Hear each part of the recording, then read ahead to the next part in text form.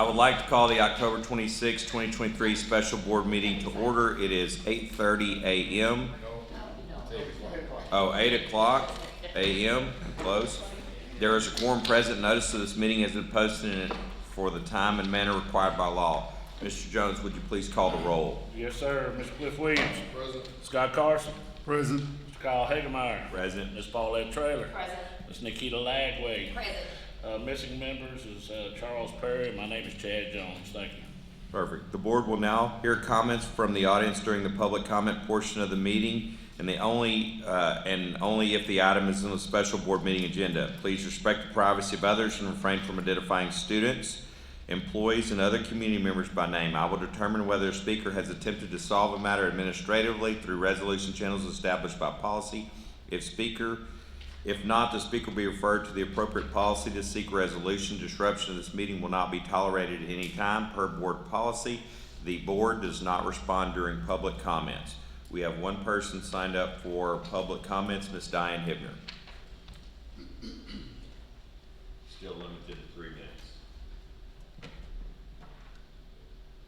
I would like to direct your attention to item 3D on today's agenda, which states Board Training on Texas Education Code 11.063 and approval of corrective action plan.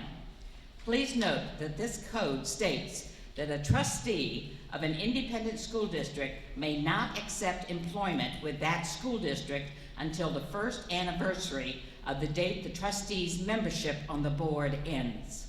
Members of the WISD community have been aware that this law was not followed in the past. In 2020, a member of the WISD school board was defeated in the November election. Within a short period of time, this previous member was hired by Willis Independent School District in violation of the Texas Education Code 11.063. Remember, the superintendent of the school district hires and fires the personnel of the district with the approval of the school board. It should also be noted that the superintendent who violated this law is no longer with the district, and 3 of the board members are no longer on the board. I commend the current superintendent of WISD in bringing accountability and transparency to this issue. We, the people, are viewing this board and administration in a more positive light. We have been demanding accountability and transparency. We see that this is happening. Thank you. Thank you, Ms. Hibner. Next, discussion of possible action items. Item A, discuss, consider change order, final acceptance of work, and final payment to Duratech, Inc. For the new pre-K center building project. This item will be tabled for a future meeting. Item B, discuss, consider change order, final acceptance, work, and final payment from Poe Construction for the additions at Lynn Lucas Middle School and gym additions to elementary school campuses, 4 elementary school campuses project. This item will be tabled until a future meeting. Item C, discuss and consider approval of guaranteed maximum price amendment to the construction contract for Duratech, Inc. for middle school number 3 with auxiliary facilities project. Okay. I want to commend a lot of people on this. It took a lot of hard work, a lot of consternation. It took a lot of hard work on the part of VLK. It took a lot of hard work on the part of Duratech, Ann Greenberg, our attorney, Paul Dusabat, Bob Eaton, and I'm going to say Tom Crow got bullheaded towards the end, and on his birthday started making demands. But it got done. That's the important thing. And they all work together to get it done. Sometimes we aren't always going to agree on every single point, but we've got to reach a place where we can reach resolution, and that's what happened. And so we bring to you a GMP of $64,760,286 for middle school 3 and with the ancillary facilities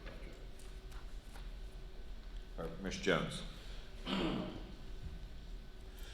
I definitely move that the board approve the guaranteed maximum price amendment to the construction contract with Durotech Inc. for the new middle school number 3 with ancillary facility project. There's a couple things about this I want to add to that before we vote real quick.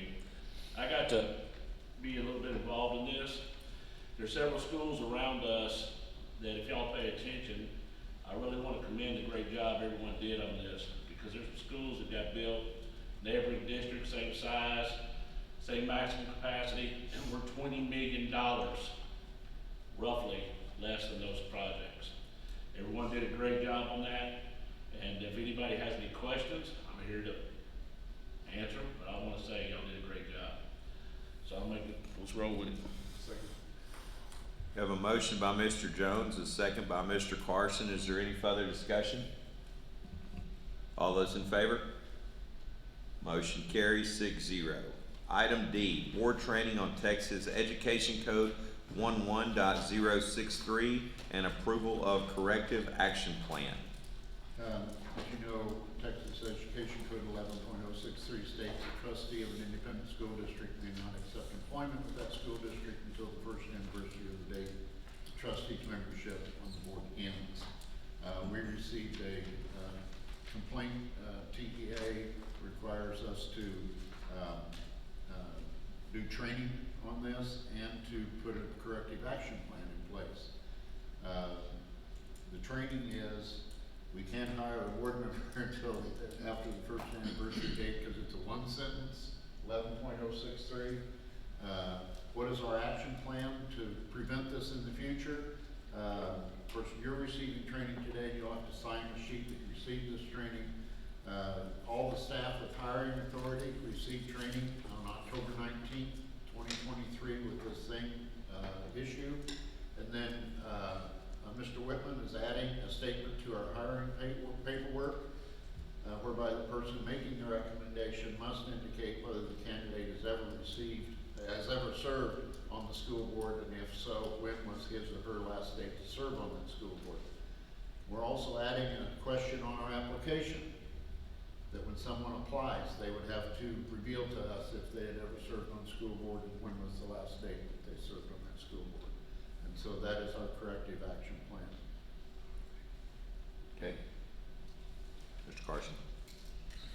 I move that we accept the superintendent's recommendation and approve the corrective action plan as presented and signed that the training on Texas Education Code 11.063 has been received. Corrective action plan has presented and signed that they have received the training on Texas Education Code 11.063.